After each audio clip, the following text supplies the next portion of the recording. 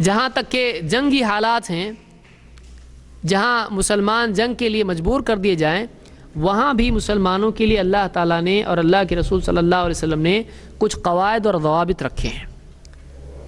جنگ کے حالات میں عام طور سے اس کی کوئی رعایت نہیں کی جاتی ہے کہ کس کو قتل کیا جا رہا ہے، واقعی وہ لڑنے والا ہے یا نہیں ہے، وہ مرد ہے، عورت ہے، بچہ ہے، بڑا ہے، بوڑھا ہے، کمزور ہے، طاقتور ہے، کیا ہے، کچھ نہیں دیکھا جاتا ہے۔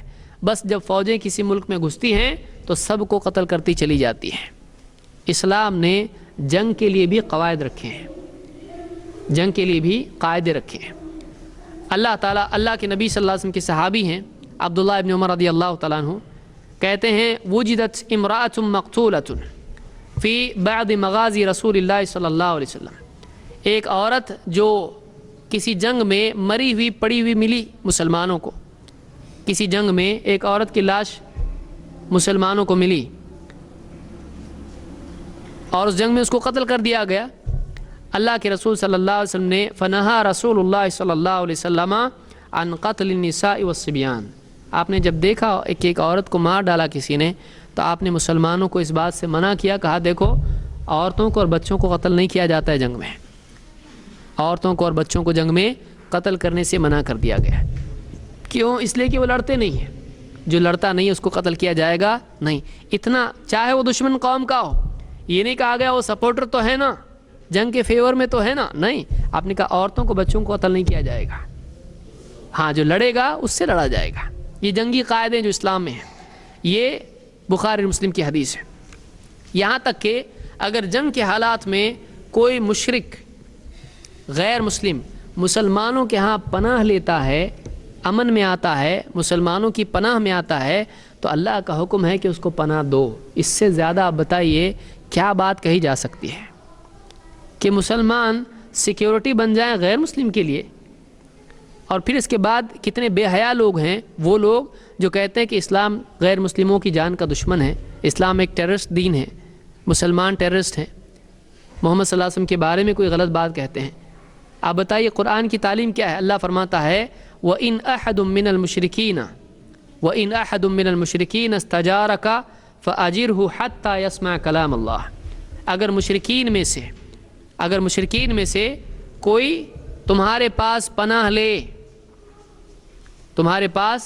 لے فَأَجِرْهُ تو تم اس کو پناہ دو، حَتَّى يَسْمَعَ كَلَامَ اللَّهِ یہاں تک کہ وہ اللہ کا کلام سن لے، تاکہ وہ اللہ کا کلام سن لے۔ ثُمَّ أَبْلِغْهُ مَأْمَنَهُ پھر اس کو اس کے امن کی جگہ پر پہنچا دو۔ ذَلِكَ بِأَنَّهُمْ قَوْمٌ لَا يَعْلَمُونَ، کیوں ایسا سلوک اس کے ساتھ کیا جائے کہ اس کو اپنی پناہ میں رکھا جائے، اس کو قرآن سنایا جائے، اس کو حفاظت سے اس کی امن کی جگہ پہ پہنچایا جائے، ایسا کیوں؟ اللہ نے جواب دیا ذَلِكَ بِأَنَّهُمْ قَوْمٌ لَا يَعْلَمُونَ، اس لیے کہ یہ ایک ایسی قوم ہے، یہ لوگ نہیں جانتے ہیں، یہ جانتے نہیں ہیں، ان کو علم دو۔ یہ تمہارے دشمن کیوں بنے؟ اس لیے کہ ان کو معلوم نہیں ہے اسلام میں کیا ہے، ان کو معلوم نہیں ہے، تم بتاؤ ان کو اسلام میں کیا ہے۔ جب ان کو واقعی اسلام معلوم ہو جائے گا تو وہ اسلام کے دشمن نہیں رہیں گے۔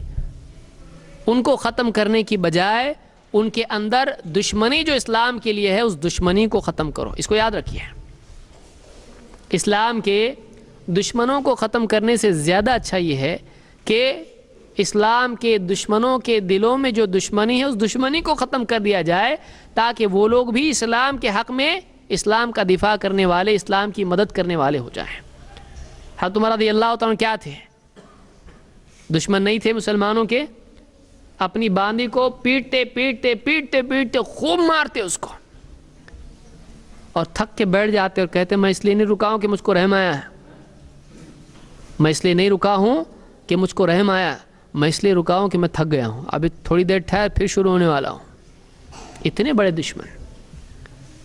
دشمن، لیکن جب واقعی قرآن سنا اللہ کے نبی صلی اللہ علیہ وسلم کی زبان مبارک سے اور واقعی اسلام کے بارے میں سوچا، اللہ نے ہدایت دی اور مسلمان ہوئے، تو آپ دیکھیے حضرت عمر اسلام کے لیے کتنی بڑی طاقت ثابت ہوئے۔ آج کتنے لوگ دنیا میں ایسے ہوں گے جو اسلام کے مسلمانوں کے دشمن ہیں، بہت صلاحیت مند ہیں، بس ان کو ہدایت کی دیر ہے۔ اگر ان کو ہدایت مل جائے، وہ لوگ اسلام کے لیے کیا کچھ نہیں کر سکتے ہیں، وہ اسلام کی صفائی ہم سے بہتر طریقے سے دے سکتے ہیں۔ اس لیے آج کتنے لوگ غیر مسلم لوگ تھے جو مسلمان ہوئے، آج غیر مسلموں میں ہم سے اچھے طریقے سے وہ اسلام کا پیغام پہنچا رہے ہیں۔ تو یہ جو چیز ہے یہ غور کرنے کی ہے۔ تو اللہ نے بتایا کہ مشرکین اگر پناہ مانگے پناہ دو۔